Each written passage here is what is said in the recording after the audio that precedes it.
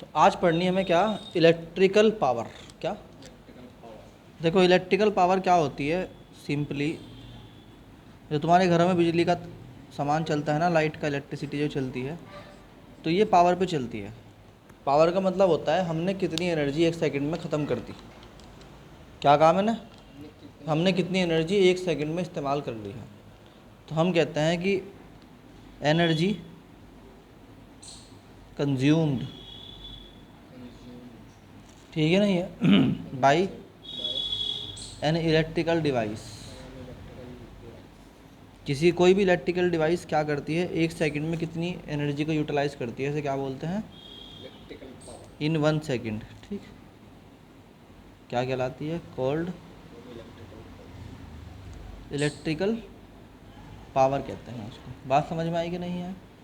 Electrical power का formula होगा power equal to energy upon time. ठीक, या वर्क डन अपॉन टाइम भी कहते हैं। इसकी यूनिट क्या होती है? जूल पर सेकंड, और जूल पर सेकंड को बोलते हैं वाट। ठीक है, अब दो यूनिट अलग अलग हैं, याद रखना आज के बाद। Number 1 volt. वोल्ट यूनिट है किसकी? पोटेंशियल की, है ना, या पोटेंशियल डिफरेंस की। और वाट किसकी है?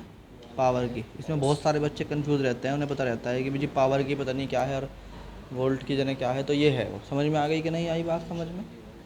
तो ये है तुम्हारा क्या, इलेक्ट्रिकल पावर। इलेक्ट्रिकल पावर जो है उसमें एनर्जी के कुछ फार्मूले लिखवाए थे मैंने, यानी एनर्जी के कुछ फार्मूले हैं। क्या? एक तो है V इंटू क्यू, एक है क्या, वी आई टी, क्योंकि क्यू की जगह आई टी लिखा था। एक क्या हो सकता है, V square upon R T.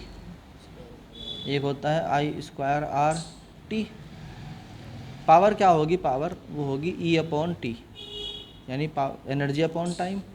तो पहला फार्मूला आएगा वी क्यू अपॉन टी, या टी से डिवाइड कर दो, या फिर V I T upon T, या फिर V square upon R into T, या I square R into T. बोलो, इनको जब डिवाइड करोगे तो पी का फार्मूला क्या बन जाएगा? या तो वी क्यू अपॉन टी बन जाएगा, बोलो, या फिर यहाँ से क्या बन जाएगा? पी का फार्मूला वी आई रह जाएगा ओनली, या फिर पी का फार्मूला क्या हो जाएगा? वी स्क्वायर अपॉन आर, फिर पी का फार्मूला है फिर क्या रह जाएगा? आई स्क्वायर आर। नहीं आई बात समझ में? ये सारे फार्मूले किसके हैं? पावर के हैं। पावर जो होती है वो जो है पावर लिखी हुई आती है। किसी भी चीज़ को तुम लाओगे ना, इलेक्ट्रिकल अप्लायंस, उसके ऊपर लिखा हुआ होगा ये इतने वाट की है, इतने वोल्ट पे इतनी चलेगी। इसके बारे में बहुत इंपॉर्टेंट कंसेप्ट समझते रहो, ये आगे समझ में बात। अब अगर तुम्हारे मान लो रजिस्टर हैं, register number 1, register number 2, register number 3, है ना, ऐसे करके इनके जो रेजिस्टेंस है वो R1 है, R2 है, बोलो भाई, R3, R4, और पावर ये कंज्यूम करता है P1, P2, P3, P4। तो हम कहते हैं कि जब ये सीरीज़ में होता है, इन सीरीज़, पॉइंट नंबर 1 है ये, इन सीरीज़ ये क्या करता है, जो नेट पावर होगी, यानी कि टोटल पावर कंज्यूम्ड होगी, नेट पावर वो होगी कितनी? P1। भाई तुम्हारे पास मान लो 100 वाट के 4 बल्ब लगे हुए, तो तुम्हारे पास जो टोटल पावर होगी वो 400 वाट खर्च होगी अगर तुम सीरीज़ में लगाओगे तो। और दूसरा क्या है, इन पैरेलल। पैरेलल में अगर तुम लगाओगे तो नेट पावर जो होगी तुम्हारी वो होगी 1/P बराबर 1/P1 प्लस 1/P3। इसीलिए हमारे घरों के अंदर जो बल्ब लगते हैं वो किस में लगते हैं? पैरेलल में लगते हैं, ना कि सीरीज़ में। उससे पावर कम होती है, ना कि ज़्यादा होती। ये आ गया समझ में? तीसरा पॉइंट है कि अगर तुम रेजिस्टेंस और पावर में रिलेशन देखो आपस में, तो मान लो कि तुम्हारे पास जो है एक वायर आ रही, इस वायर में तुमने वो 2 वायर निकाल दी, एक ये वाली एक ये वाली। इसमें रेजिस्टेंस लगवा दिया है R1, इसमें लगा दिया है R2। ये घर की वायर है ना, ये आपस में किस में है? पैरेलल में है। कौन सा कॉम्बिनेशन है भाई? ये पैरेलल कॉम्बिनेशन है। इस पैरेलल कॉम्बिनेशन के हिसाब से यहाँ पर वोल्टेज भी होगा, यहाँ पर वोल्टेज भी होगा। अरे बोल लो भाई, उस हिसाब से ये जो फार्मूला है P1 का, यानी इसकी पावर कितनी होगी? P1 equal to V square upon R1। इसकी पावर कितनी होगी, P2 equal to V square upon R2। दोनों को डिवाइड कर दो तो P1 अपॉन P2 बराबर हो जाएगा R2 अपॉन R1।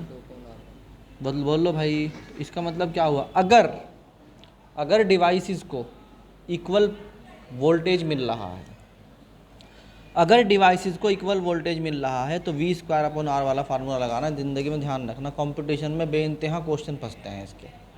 इसका मतलब क्या हुआ, अगर वोल्टेज सेम मिल रहा है यानी पोटेंशियल सेम मिल रहा है तो वी स्क्वायर अपॉन आर का फार्मूला लगाओ। उस हिसाब से पावर जो होगी वो इन्वर्सली प्रोपोर्शनल होगी किसके, रेजिस्टेंस के। ठीक है नहीं है, इसका मतलब जो ज़्यादा रेजिस्टेंस वाली डिवाइस है वो कम पावर लेती है। मेरी बात समझ में नहीं आ रही तो हम कह देंगे कि more the resistance less the power. ठीक है नहीं, कब जब हो पैरेलल। नहीं आई बात समझ में? तो एक दफ़ा और समझा रहा मैं। देखो, हमारे पास दो रेजिस्टेंस है R1 R2, दोनों है पैरेलल में, दोनों को वोल्टेज सेम मिल रहा है V1 V2। तो P1 का फार्मूला होगा we square upon R1, P2 का फार्मूला होगा वी स्क्वायर अपॉन R2। यही फार्मूला लगाना है जब तुम्हारे पास पैरेलल में होंगे। तो इसके बाद दोनों को डिवाइड कर दिया, यहाँ से रिलेशन मिला P प्रोपोर्शनल 1 अपॉन R क्या है। इसका मतलब रेजिस्टेंस ज़्यादा होगा तो पावर कम होगी। तो जिस डिवाइस का रेजिस्टेंस कम है उसकी पावर ज़्यादा है, जिस डिवाइस का रेजिस्टेंस ज़्यादा है उसकी पावर कम है। नहीं आई बात समझ में? बोलो, अगर सेम वोल्टेज पे लगाओगे तो ये सेम वोल्टेज का कंसेप्ट है। मगर तुम ये कहोगे सर हम तो इसको सीरीज में भी जोड़ सकते थे। नंबर 4 इज के इफ़ करंट क्या हो, इफ़ करंट इज सेम। मान लीजिए आपके पास एक वायर है, रेजिस्टेंस है और फिर दूसरा रेजिस्टेंस है। ये रेजिस्टेंस है R1, ये रेजिस्टेंस है R2। यहाँ से करंट आई जा रहा, यहाँ से भी करंट आई जाएगा, ऑटोमेटिक सी बात है।